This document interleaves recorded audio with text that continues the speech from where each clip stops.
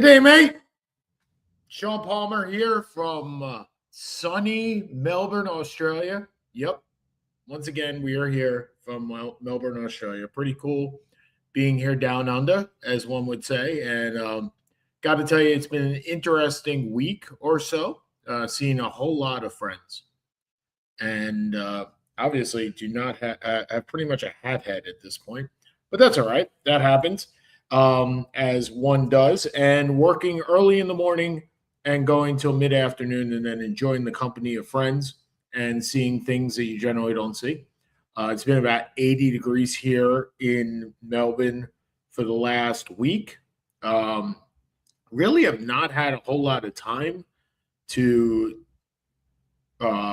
catch up on sports. I've pretty much disassociated myself. I've read a couple of websites here and there, but I'm really out of the loop as it comes to most of the things. I will tell you that while this is our first international broadcast of 2026, it won't be our last. No way. I'm planning on going to Canada on a hockey trip in March and probably a couple of more trips, including Saudi Arabia and Saudi Arabia and Egypt in around Thanksgiving. So we will definitely be having more. Oh, here's Seth. We will definitely be having more of those types of things. And here he is, straight from Livingston, New Jersey. Why is your face? You have like red face. Checking in at 6'2", and I won't go there. Checking in at 6'2". Checking in at 6'2". There you go. You look happy. What's going on, buddy? Haven't talked to you in a bit. I not too much. I've got the USA hockey game on. I got work. I can pick up the kids in a couple hours. It's not bad. Are we winning? Are we winning the game? We're winning 1-0. And who are we playing? I got to tell you, I just went through a whole thing. I have checked out. Like, there has been very little other than the nauseating Syracuse basketball team that I have been in touch with. So I wanted to get into that in a second. Do they have as much of a team as Maryland does? Is Autry been fired yet? No, but he will be. I can't imagine that continuing. But all right, so are we in the quarters right now? We're in the quarters. We're playing Sweden. Oh, excellent. This is the hard game. This is the game that we wanted to avoid, the one against Sweden. So Canada won in overtime. Yes, Mitch Marner with a goal that will. It was the weirdest goal. They were so slow. he went through three players. It was like watching my son dribble through like a 2-3 zone down the left elbow, and it's so slow that nobody moved over. And that was what happened. He didn't move, just nobody picked him up for some weird reason. So a missed defensive assignment causes Canada to move on. Yeah, so Canada won in overtime, Finland won in overtime, and I forget who the other one was that moved on. Oh, So US wins this game, and they would play who? They wouldn't play Canada. They win. Right? They play. I think it's Slovakia. So they play Slovakia, and then Finland plays Canada, and the winner of that plays the winner, right? So let me ask you this: if Canada had been knocked out yesterday, right, and you're the U.S. team, understandably so, you have a better chance of winning a gold medal without Canada in the Final Four. That good. But are you look differently if you're not playing like the USA team not playing in 1980 the Russians would have been disappointing for Herb Brooks, right? For Kurt Russell. Dude, it's not a movie. For Herb Brooks, right? It would have been disappointing if they had Herb Brooks said has been on the record saying, I wanted them to come. I didn't want them to boycott because I wanted to play the best team. Do you think it would have been any less?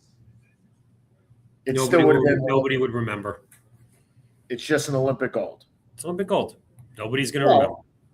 I say that because are we going to remember that the Seahawks beat a downtrodden, probably not Super Bowl worthy, despite what Mark Rubin says, Patriots team?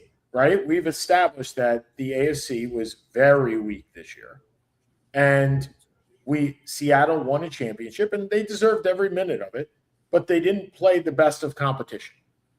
And so we look back, and one of the questions that you, myself, and Nabate have brought up over the last couple of months is who they are the worst since, right? So is that any less if Canada doesn't make it because you're not playing the best? You're playing Latvia or something else. First of all, you're play. Look, if you're playing Finland, it's probably 10 or 15 NHL players anyway. That is true. You're not. It's not like you're playing the Sisters of the Poor. And 5 years from now, 10 years from now, 15 years from now, no one is going to remember anything about the Seahawks this Super Bowl. No one's going to. Except if there is a very, very bad team and we go, they are the worst since, and then we will remember, right? Right, but no one's going to say, geez, they should give back their rings. Oh, no, of course not. No one's going to care. Look, it's not like this is the Seahawks, although a very nice team and a worthy winner. This is not an all-time great team. This is not the 85 Bears or the Steelers of the 70s. So it's not like beating an all-time great team would have gotten them to that threshold. This is an average Super Bowl winner. Yeah. And so it doesn't matter. So I just saw that Crosby got hurt yesterday, which is unfortunate.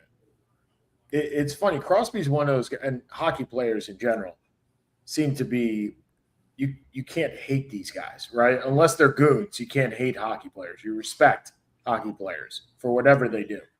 And I don't recall a more universally beloved player in most sports than Sidney Crosby. Like, I don't think Connor McDavid's there. I don't think, like, Crosby, nobody has a bad word to say about this guy. No, and so you don't want him, as we have established numerous times, that one of the concerns of allowing pros in the Olympics, both for in any sport, is the injury concern, right? The last time the Olympics played, John Tavares, Pajama Boy, hurt his knee. Look, I'm going to continually say it. Hurt his knee and basically ruined the Islanders' playoff chances because he didn't come back for 8 weeks. You don't want that to happen in the Olympics or anywhere else, but certainly not in a competition like this. And so he suffered an injury, and it looks like he's going for imaging, which is never great. Lower body injury. It's awesome. I love hockey. You have lower body and you have upper body. And it doesn't matter what part of your body it is. If you hurt a finger, they kind of determine it's an upper body injury, even though it's probably a little lower. But so he's going to – but it's not like Canada doesn't have replacements. They just don't have a guy like Sid the Kid. So what else have you been tracking in the Olympics so far? Other than Lindsey Vonn getting hurt, we know that. And there was a bobsledder, right, that competed in like her 6th Olympics. And she finally won. That was pretty cool. The response was pretty neat. Okay, cool. I just like having it on. Like, I can't get overly excited about curling. As my daughter put, and this is why my daughter is the funniest person in the family, she goes, Mommy must love this. It's a combination of two of her favorite things, ice skating and cleaning. Now, I almost drove off the road. Now, to be fair, NBC on a minutes basis shows more curling. It's like watching Law and Order. They show more curling than any other sport. Yeah. So I think I've come to the understanding why. Because we all believe we can do it.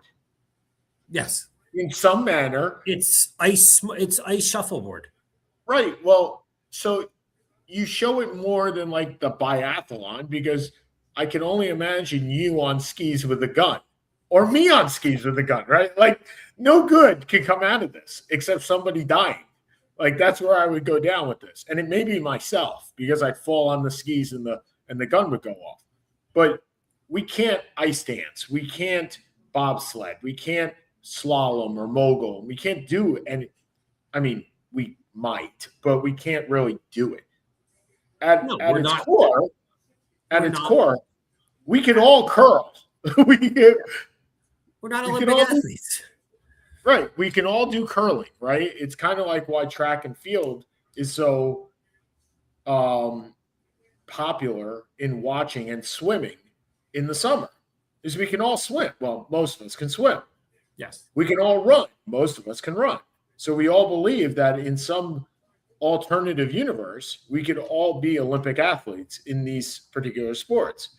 And curling is like the first one of all of them that we could all, if we work really hard. You could have a build similar to Rick Ruschel or Bartolo Colon. That's right. Be a curler. And be a curler. He's just the guy that it's like beer softball, just coming on Sundays. You're just going to be that guy. So you've been watching. So you haven't watched any of the curling, or you've watched limited. I watched some. Okay. It's not anything that I get overly. I don't. Look, I have it on in the background. It's perfect background stuff. I don't really need to look up. Yes. I don't need to be paying hardcore attention to it. It's just there. But like I like the speed stuff. I like the skiing and the bobsled. I mean, it's stuff like that. I think it's neat, like to watch for every 4 years. It's not stuff I want to watch on a weekly basis or a semi-annual basis, but every couple of years, it's nice to watch something different. Yeah. Well, you know what happens after the Olympics, right? I mean, following the Olympics is your and my favorite time. It's spring training. Baseball has started. So we can get really excited about the arms that are being thrown into baseball and how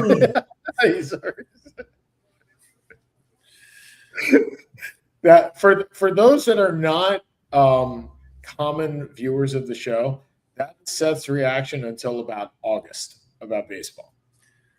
Yeah. I think our trip might ignite you into some interest. It will. We still got to figure out the specifics, but yeah. Sure. But I think that'll be something. There's like 4 websites for baseball stadium road trips? Yes. Okay. I'm very happy you looked this up. This is tremendous. This is okay. So, all right. So Syracuse basketball sucks. Agreed. Once again, we have fallen behind the times in NIL. And now it comes again the question of first coaching, and second, how do you my theory on Adrian Autry to begin with, or any coach in Autry's shoes. You don't want to be the guy. You don't want to be the man who follows the man. You want to be the man who follows the man who follows the man. Exactly. You don't want to be Bill Guthridge. You want to be Matt Doherty, and Matt Doherty still didn't do very much. And that brings up, by the way, another question though: our legacy. Should coaches be hired based on legacy? So you look at North Carolina, right? They are pissed at Hubert Davis. They don't see him as a great coach. You look at Adrian Autry in Syracuse. Now, John Shire is probably the exception to the rule. But all these other places have hired coaches that are not necessarily alumni or are 20 years out from being alumni. They've gone other places. Is it a positive to hire somebody that basically is destined to fail, and you ruin kind of their reputation of being there? People are not going to remember Adrian Autry, quite frankly, for all the good that he did as the point guard. They're going to remember him for the failure as a coach that he really has been. And by the way, Syracuse is also, let's put it this way, replacing their president, replacing their chancellor, replacing their athletic director. I mean, but here's a clean slate, buddy. Let's go with it. And I know Maryland's had similar interest in coaches that have been Juan Dixon or alumni. Is that something that you believe is a positive or a negative for a team? I think it's a mixed bag, like anything else.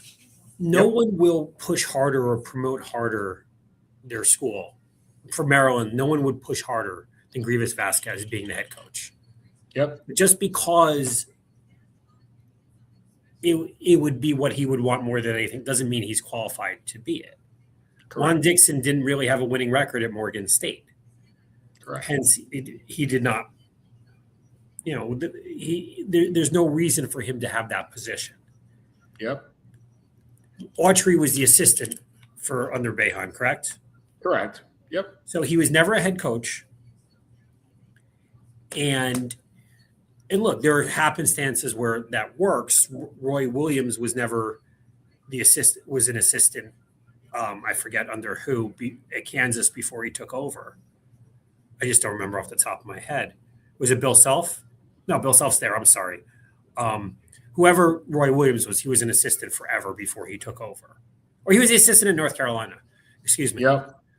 But a lot of these coaches who've been really successful over the years have been head coaches. That's the logic. You don't go to a Syracuse, similar to Maryland, a borderline top 20 to 25 basketball school with no head coaching experience. That doesn't make any sense. Regardless of who. Look, if Carmelo Anthony wanted to be the head coach at Syracuse, would that really make sense? No. He may bring in NIL dollars. He'd be good on that end, but he's not a coach. We're seeing that. We're seeing that with Penny Hardaway, right? He's Correct. Bringing in NIL dollars, and Memphis is not thriving. Clyde Drexler coached at Houston for 2 years. It was a mess. Chris Mullin coached at St. John's. Yep. Didn't work. So none of these guys had head coaching experience. I mean, even go back to even the NBA. Magic wanted to take over takes over as a coach, gets disgusted and quits for the Lakers. Well, I think this goes back to look, and all the players that you have mentioned are basically stars. Yes. Right? You haven't mentioned role players. Because role players are different. But Adrian Autry and Grievous Vasquez were role players. They weren't stars. For Maryland, Grievous Vasquez was a star. No, I mean a straight out star. I get. I mean, okay. In the NBA, you're talking about? In the NBA, Jerry West was a horrible coach. He said he was a horrible coach. Correct. Why was he a horrible coach? Because he said, "I'm looking out there and I'm seeing what I can do, and these guys can't do what I can do." Right? And I can't tolerate them not being able to do what I knew I can do. Okay?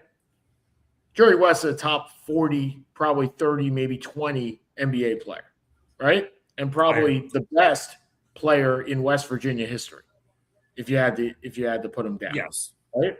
Each of the players that you just mentioned, Clyde Drexler, I mentioned Anthony Hardaway, Chris Mullin, right?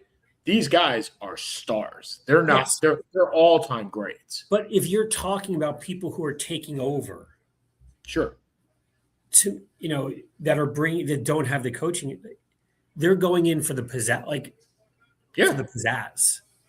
Yeah. Although, as much as I love Drexler, is one of my favorite players of all time, he doesn't really exude that charisma that No, it's to bring attention to a program. Correct. That's all. That's what it is. Yes, but that's not going to, from an X's and O's standpoint, that doesn't work. Just remember, when you've been a star, you've been catered to your entire life. Agreed. From a basketball standpoint. Agreed. And when you're a coach, especially now, you can't even be you're catering to all these other people, to the players. And most of them are not built for that.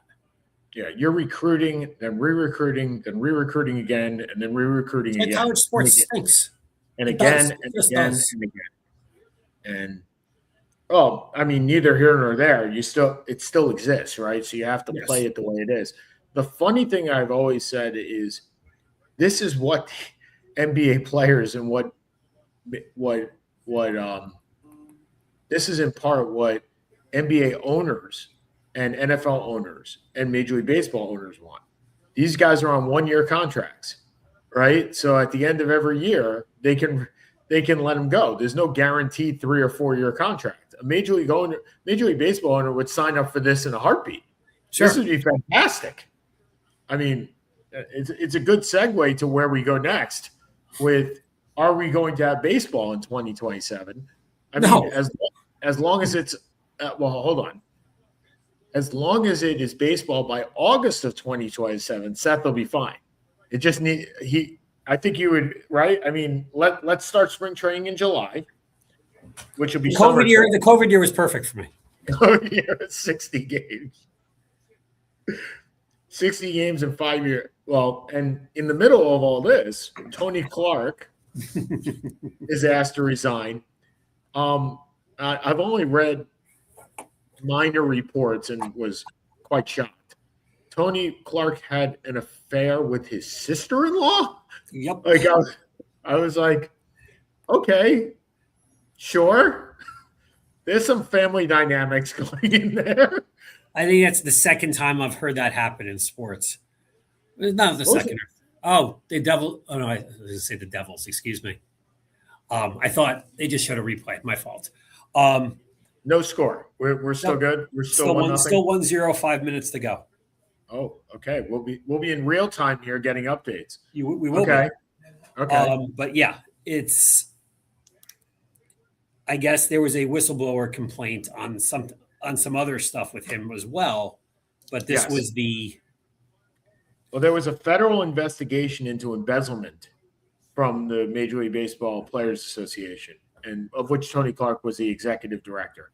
Yes. And he's been there 15 years. I mean, it's not like he's a new guy.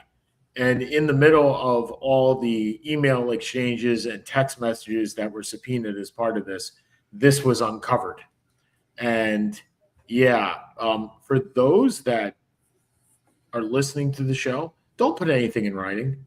It's just a bad idea. Like, there's 1,000 different reasons to make a phone call as opposed to putting stuff in writing. Let this be lesson, 9,641. First, don't sleep with your sister-in-law. And second of all, don't do this. So he was fired. And right now they're looking for a director in probably the worst case scenario for the Players Association coming into this negotiation. Yep. And the rumors are that it'll be Bruce Meyer, who was the guy that negotiated the last contract. But nobody likes Bruce Meyer. So that's a problem. That's not great. Right. Nobody on the owner's side. He was their lead negotiator. And when you're a lead negotiator, you're basically the pit bull. I know how this plays. You're the bad. I've heard rumors. Yeah, you're the bad guy, and then you have the business guy, which was Tony Clark, being the good guy.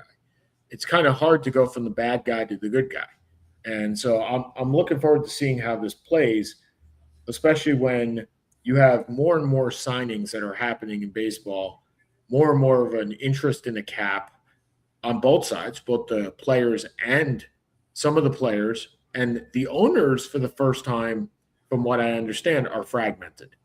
They're not together on this. They see because it's such a disproportional. It's so disproportional at this point that you can't be surprised. I mean, even the haves, I think, are split on this. Right. So I think what's interesting is that it's not the have-nots that are complaining; it's the middle guys. Yeah. So there's a thing called revenue sharing in Major League Baseball, right? Where you go above the tax. If you go above the luxury tax, then you have to give into the pot. And if you are below the luxury tax, you get to take from the pot. Correct. And more teams are saying, if I'm not going to be in the stratosphere of the Steve Cohens or the Dodgers or the Yankees, and the Yankees are not in that stratosphere, believe it or not. They're now a tier 2 team.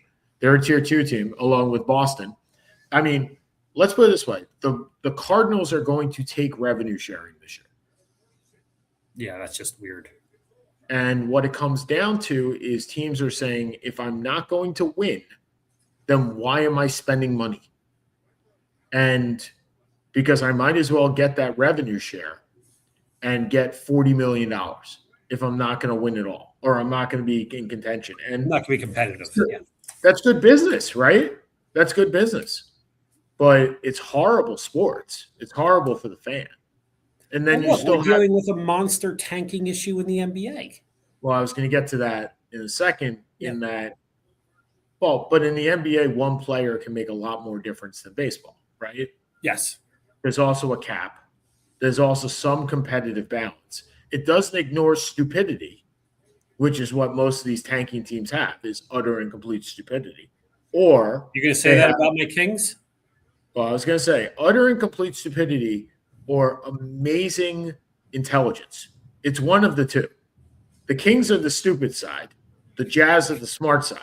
Because anybody that thought that Jaren Jackson III was going to play the rest of the year was crazy. So, but now the Kings have Zach LaVine and Domantas Sabonis are probably going to miss the rest of the year too. Yep. Because why not? They're in the AJ Dispenza sweepstakes right now. Debanza. AJ Debanza. Is that how you pronounce it? Debanza, one of the boozers. I think it's Cameron. Cameron and Darren Peterson. Yeah, people are not too big on Peterson right now. They're less in luck because he doesn't play. Well, the funny thing is that Darren Peterson is doing, or at least I feel he's doing, having watched some of his games, is he is playing the Kawhi Leonard card in college. Because why would you not? I mean, why risk injury? Well, if you can't go straight. You're getting paid to do a job. Well, and he's playing his 25 minutes a game. And Kawhi Leonard. Sweden just tied it with a minute and a half to go. No, this is like the Islanders all over again. A minute left in the game. Oh. Darn it. Okay. Well, you heard it here first, play-by-play. Play-by-play. And it'll be the third game to go into overtime. So if I recall correctly, and I don't, how many overtimes did they do? Because one, and then I think a shootout. Then the shootout. We don't have TJ Oshie this time. No, he's announcing the game. Is he really? Yeah. To take like nine shootout shots. For those that do not recall this was USA versus Russia. 2 days after I started dating my wife. Yeah. February 16th, I think.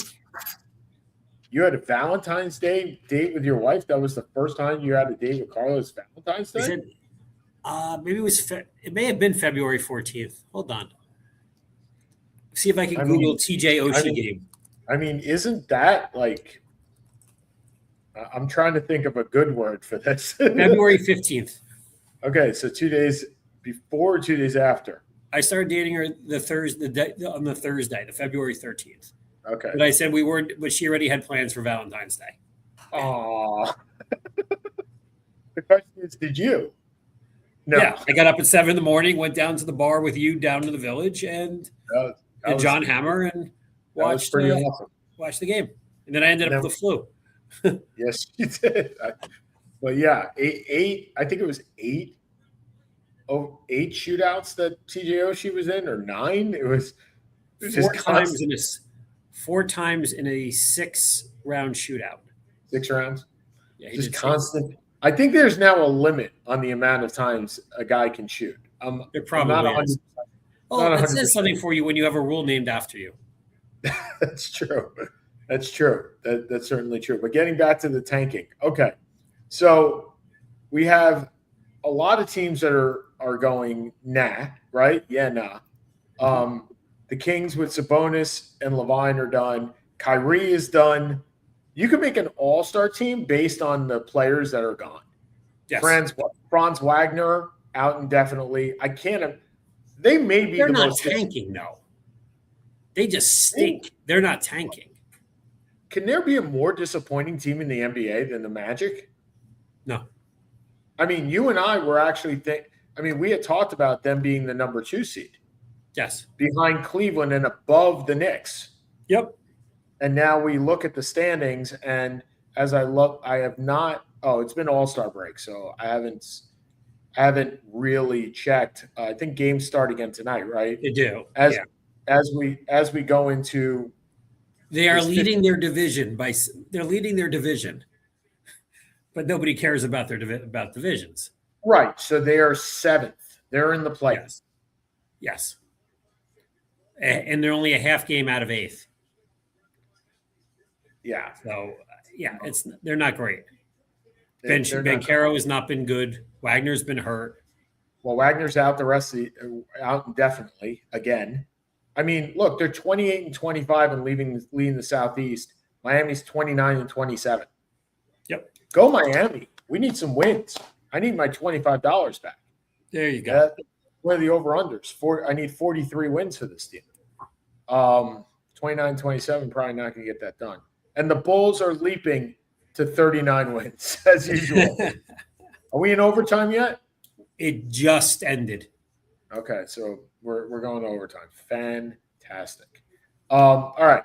So going into, I guess, 35, 40, 53. So we're like, I don't know, 60% done with the NBA right now for this year. You have the surprise. Detroit is definitely the surprise team at 40-13, right? Yes. Of anyone. Now, let's think about this. Oklahoma City, who was on a record pace, is 42-14. And the Pistons are 40-13. That's how good they've been. They've been phenomenal. And they've smacked the crap out of the Knicks. They beat them by, I think, 38 or something like that. Well, they have the two things that teams need in the playoffs. They have two big guys, right, who can bang down low, and they have a defensive stopper in Asar Thompson. The question is, do they have enough offense? Do they have shooting? Right. Do they have enough offense? So far, they are a plus. I'm actually looking at their last, 10, 12 games. They're 8-2. I get that. No, I'm looking at the score, at their points. 113, 110, 118, 120, 117, 124, 130, 131. Then against the Suns, they had 96. But Nuggets 109, Kings 139. We say it doesn't feel like they have enough scoring, but they're averaging probably 115 to 120 in this. Yeah. So NBA teams would. So I'm looking up some stats. The Pistons are fourth in transition offense. Okay. Oh, no, sorry. They're fourth overall in offense. Sorry. I was looking for transition. I really wanted to see transition points because we all know that when you get to the playoffs, that doesn't work, right? It's not transition basketball. It goes back to half courts. Yes. So the question is at this point, if they're running, which they do, this is way too complicated. I can't make heads or tails out of this. I believe I can't. It's just like a whole series. This is more like for you. This is a whole series of numbers. I'm looking. Detroit is 1, 2, 3, 4, 5, 6, 7, 8. Probably they're midway in points on transition, and right below them, two below them, is the Knicks, right? So half-court teams, the best half-court teams, or the least transition points, are the Nets, whatever, the Clippers, whatever, the Bucks, whatever. But the Hornets are in least transition. That surprises me, considering how athletic and young they are. And they're awesome, right? They're one of those teams you love to watch. I will be looking forward to seeing them in the playoffs this year because I think that they will get there. They are ninth. I think they win the play-in. Yeah. So right now, it's the Magic are 7th, the Heat are 8th, the Hornets are 9th, and the Hawks are 10th. Who out of those teams do you have any faith in that more than the Hornets? None. None of them. Right. None. So, and the Hornets are 9-1 in their last 10. I can't remember the last time I said those words. Maybe when Alonzo Mourning was there. I mean, maybe Alonzo and Grandmama. Grandmama. I mean, they're being led by, we know, Brandon Miller is scoring 20 a game, Ball scoring 19 a game, and Con Knipple and Miles Bridges are scoring 18. Yeah. And they are playing very well. And Moussa Diabase, I love that name. Moussa Diabase. What's that? No, keep going. Oh, he's leading the team in rebounding. Rebounds. With 8.6 rebounds a game for a guy that's basically on a minimum contract. I mean, they're very top heavy in contracts, but they have a lot of space. And they haven't given up since they brought over their new management team. They haven't given up first round picks like they used to do.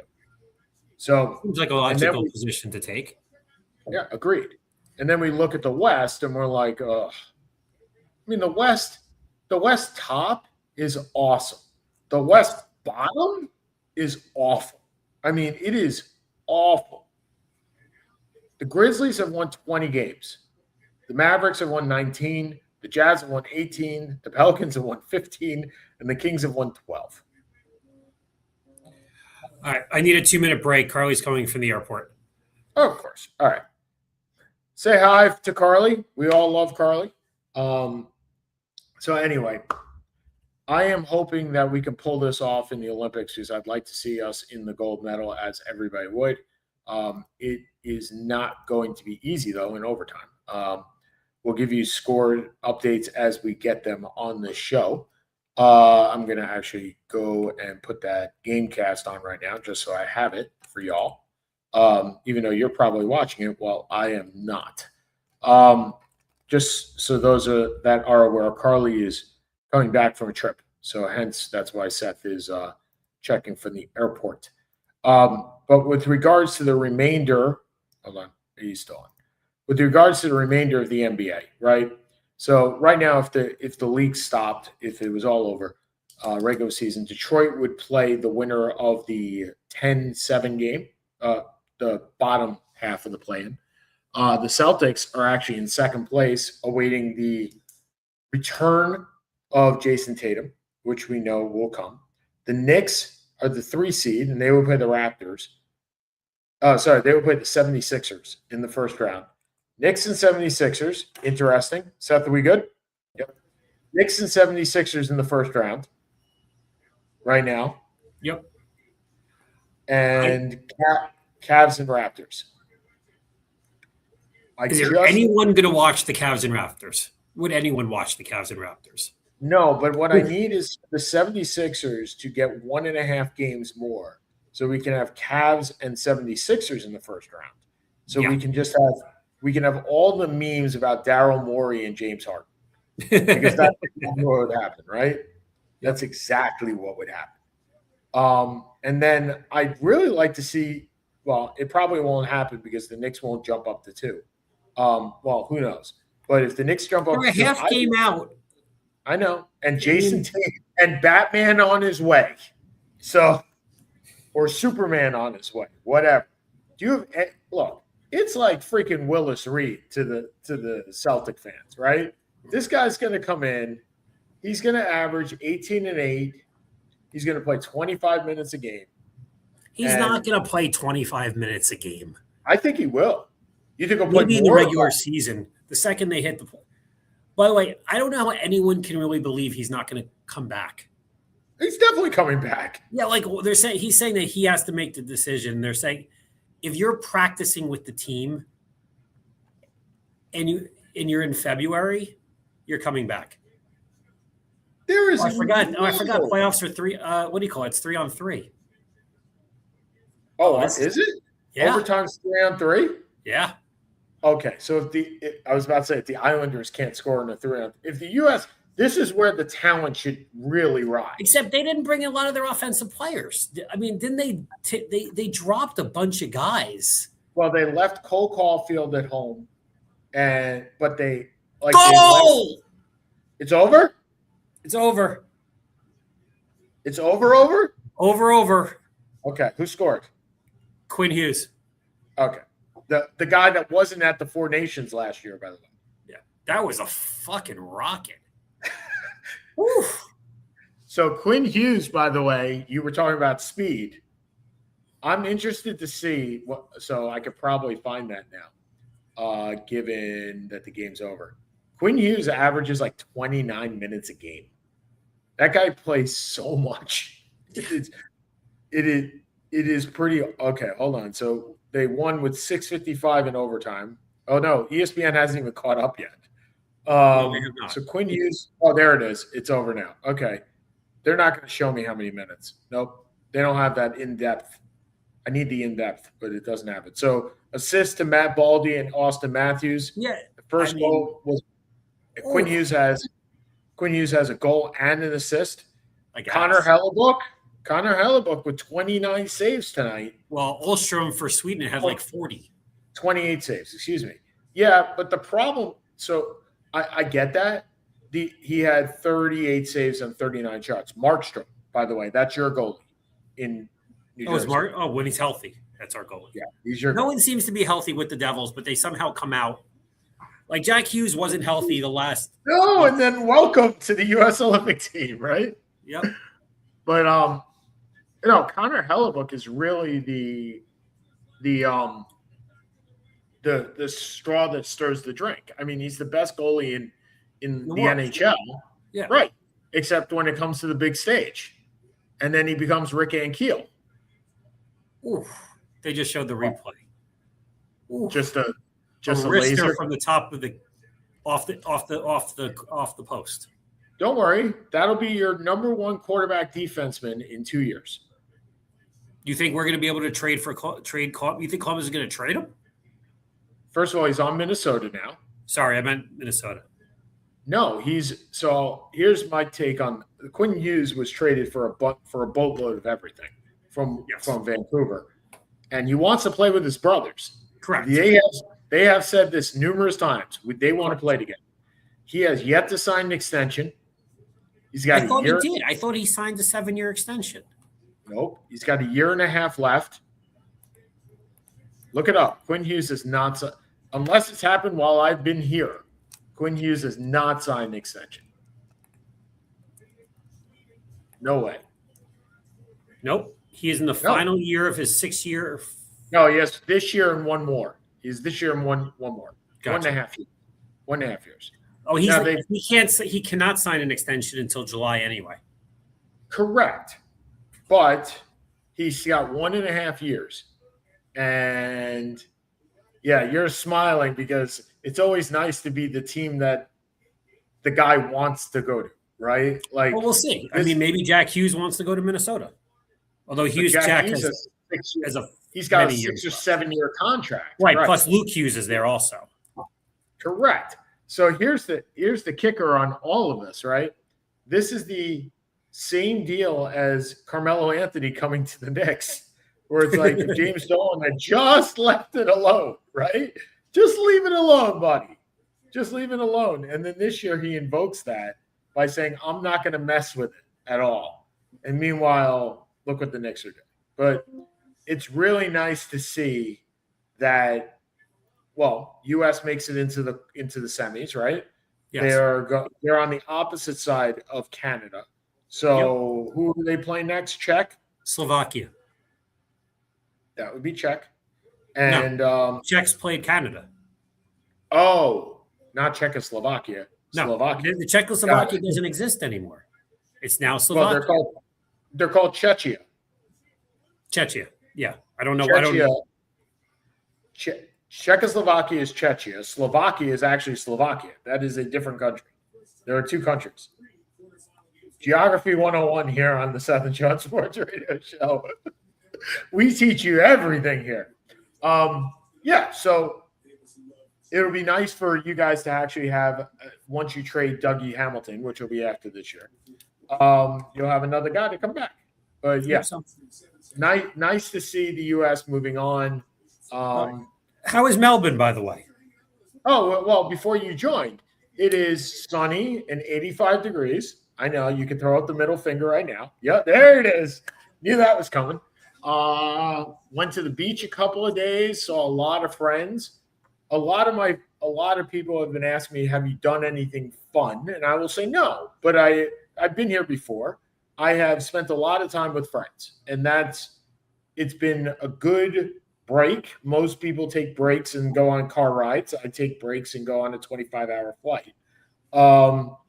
And I leave tomorrow morning for Tasmania, which is a place I haven't been.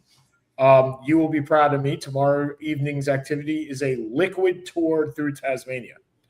The world famous Tasmanian beer, cider, and gin. Yeah, this could be this could be a lot of a lot. This could be the end of you. Your face will look redder than it does right now. Yeah, well, Saturday morning. Well, that comes from lack of sleep more than anything else. working at 5 in the morning till 2 in the afternoon and then going out isn't it? Look, I'm not asking for anybody to cry, not one bit, but they're long days. But yeah, it's been really fun. I'm looking forward to Tasmania, and then looking forward to getting home. And in 3 weeks, then I go on my Canadian road trip, which will be the exact opposite weather of this. There you go. So then you can be giving me the fingers. Why? Where will you be? Here. Yeah, you're gonna be. It'll be 40 degrees, and you'll be in -5. Probably, and Mitch will still not have pants. He'll still be in shorts. That is pretty true. Carly's ready to get home with the kids? No, it's 80 degrees. You ready to see the kids? You ready to see the kids? She misses the help, but I don't think. But she'll be back in Florida in 3 weeks anyway, when they go on yet another spring break trip. Yeah, but then you get a spring break in the middle of March. Wait, are you going down or are you staying here? No, I'm up here. So you get a break by yourself. Yeah, but I'll be working 10 hours, 12 hours a day. You could be working from Montreal, dude. Just come on up. Yeah. I'm sure that would go over swimmingly. No, you're not coming with us to Disney. But yeah, go up and go grab some Molson at the Bell Center. Would it be better if it was Toronto? Well, I was in Montreal last year, so Toronto probably would be better. But I don't know what Labatt Blue. Labatt Blue. Anyway. And you know who's on the TV now? TJ Oshie. Yay! He's probably saying, "Thank God we didn't go to a shootout because I'm unavailable." He was holding his heart like he was going to have a heart attack. But, look, there's a lot riding for some of these players on this. There's more riding for Bill Guerin, I think. Well, I was going to say Bill Guerin and Austin Matthews. I think are the two guys that this is riding a lot more than anybody else on this team. Austin Matthews has been proclaimed over time to be the next coming of X. He was in the same conversation as Nathan McKinnon. He was in the same conversation as Leon Drysdale or Connor McDavid. He's not in that conversation anymore, not even remotely close. Those three guys are well above. And then he's in the conversation with Crosby, except he's 27 and Crosby's 38. Right. He's more in the Eichel, Hughes. The second tier. Now, believe it or not, Austin Matthews is on a pace to be probably the second or third highest scoring player of all time, goal scorer of all time. But he has been more of I've been around and I'm getting 30 to 40 goals than getting the 60s or the 70s. It's the Hank Aaron versus the Babe Ruth. Correct. So him coming out of this with a gold, especially if they play Canada and he dominates that competition, will go very far for him. Now, Bill Guerin, for those that don't know, is the general manager of this team. And you're right, Seth. He also ex-Stanley Cup winner with the Devils. And the Penguins, I believe. Yeah. But it doesn't matter. As long as it was with the Devils, none of the rest of it matters. Yeah. He's the general manager of the Minnesota Wild, who actually acquired Quinn Hughes and will lose probably Quinn Hughes to the Devils. But it all comes full circle. But he left, as Seth said, he left home Cole Caulfield and Jason Robertson, two of the top 5 scorers in the NHL this year, goal scorers for this team, whatever this team is, with Brock Nelson and Corey Miller and Vincent Trocheck, who were basically picks of the coach, of Mike Johnson, not Bill Guerin's pick. So he's got a lot riding on whether he's going to continue down this road. And I will tell you, Bill Guerin was not a Hall of Fame player. No. But combine what he's done as a player with maybe a gold medal or two, and he could be a Hall of Fame architect, right? I mean, his reputation is on the line here for these choices that he made. And so, yeah, I think the two people that this is riding most are are Bill Guerin and Austin Matthews. So, yeah. Anyway, that was a lot. It was a lot of a lot. So anyway, all right. So NFL free agency starts in a couple of weeks. We have some interesting news that Pat Mahomes again reworked contract. No surprise. We have Mike Evans is planning on playing again. We both love Mike Evans. George Kittle thinks that he's going to play this year. Great. Why wouldn't George Kittle? George Kittle or Travis Kelce? George Kittle. Why would George Kittle not play? Well, he tore his Achilles. Okay. I thought you were talking about that he was debating retirement. No. He tore his Achilles. Now, how do you feel?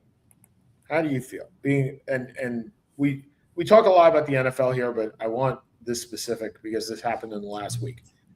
So your team sucked. Now my team sucked, and my team. Look, the Jets are the worst run organization in sports. Okay, so we take that aside. I've acknowledged that. Most Jets fans have actually acknowledged that.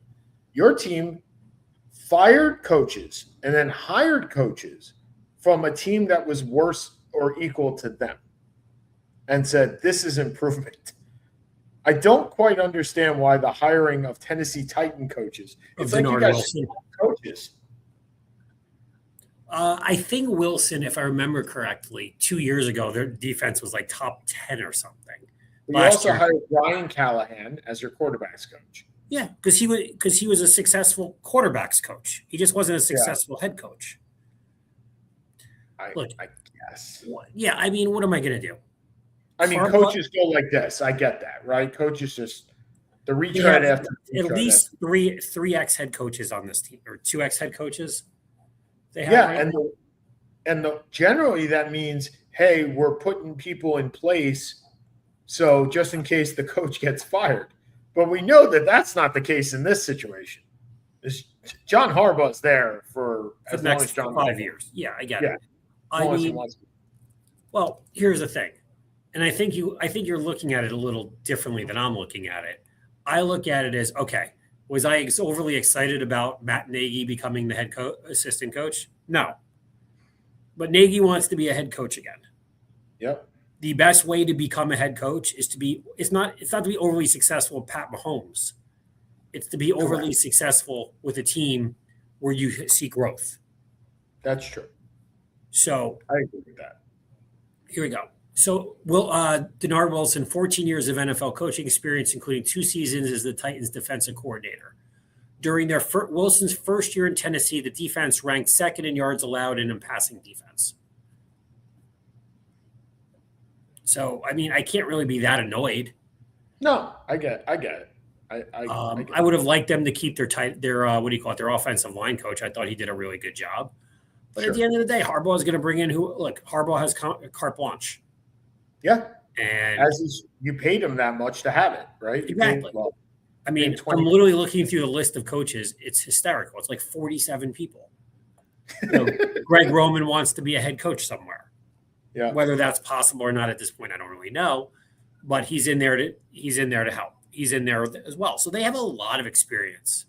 Yeah. Now, but at the end of the day, look, if they go 10-7, 11-6, they'll turn around. And no, I don't think they're going to. Right. But if they can turn around quick, that solves the problem. You don't care how many coaches. You don't care how many coaches you are. Okay. Not my money. Final 5 minutes. Okay, I'll go first. I hope to never see Tyreek Hill on an NFL field again. I really do. This guy is just problem after problem after problem, and it always is.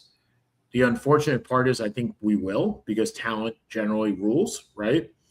And so Tyreek Hill was released by the Dolphins yesterday. $30 million cap hit. Well, they were able to recoup $30 million but he's hurt, right? And this is he has torn ligaments, dislocated kneecap. This is what baseball fears and baseball owners want. They want the ability to cut players. They want the ability to have a salary cap so they can get rid of players that are injured.